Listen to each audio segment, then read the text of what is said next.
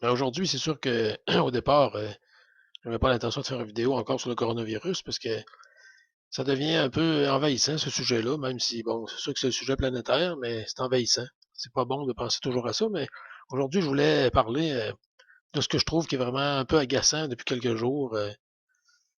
Tout ce qu'on fait contre les personnes de 70 ans et plus. C'est une genre de discrimination, moi je trouve. C'est sûr que c'est plus prudent pour ces personnes-là de rester chez eux. Oui, c'est sûr, sans doute. Parce que les autres sont plus sujets à succomber s'ils l'attrapent. Mais ça ne veut pas dire que s'ils sont sur la rue ou s'ils sont au supermarché, qu'ils sont plus dangereux pour vous autres qu'avec 40 ans, supposons. Pas du tout. Ça ne veut pas dire plus qu'ils l'ont plus que vous autres, puis vous l'avez pas plus qu'eux autres.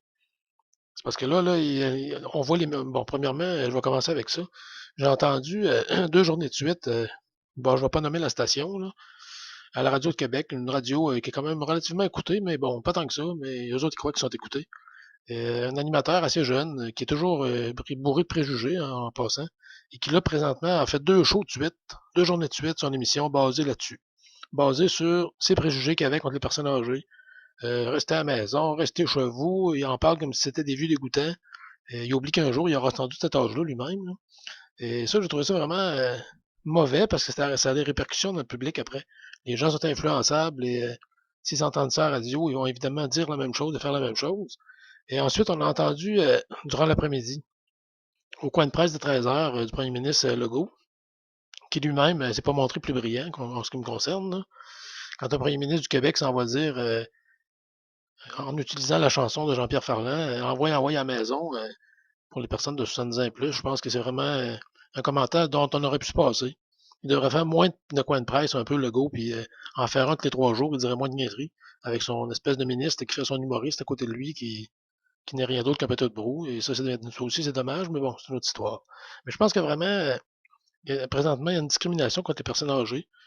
Et déjà, ces personnes-là, pour celles qui vivent dans des maisons de personnes âgées, entre autres, eux autres sont enfermés là-dedans, comme dans des prisons. J'en sais quelque chose. Je connais des gens très près de moi qui sont dans ces conditions-là. Et pourtant, ils devraient avoir le droit de sortir comme tout le monde, s'ils ont besoin. Et pour les autres qui vivent chez eux et qu'on voit à l'épicerie ou qu'on voit sur la rue, ben, comme j'ai dit tantôt, moi je considère en tout cas qu'ils sont pas plus dangereux à rencontrer que si tu rencontres un jeune qui a fait un party avec ses chums la veille et qui est à 20 dans un appartement. C'est pour ça, là, je trouve qu'il y a vraiment il y a une discrimination ici contre les personnes âgées. Ils sont pas plus contagieux. Je veux dire, si tu t'approches d'eux, ils sont pas plus dangereux à approcher qu'un autre. C'est juste qu'eux autres, s'ils l'attrapent, ils ont plus de chances de succomber.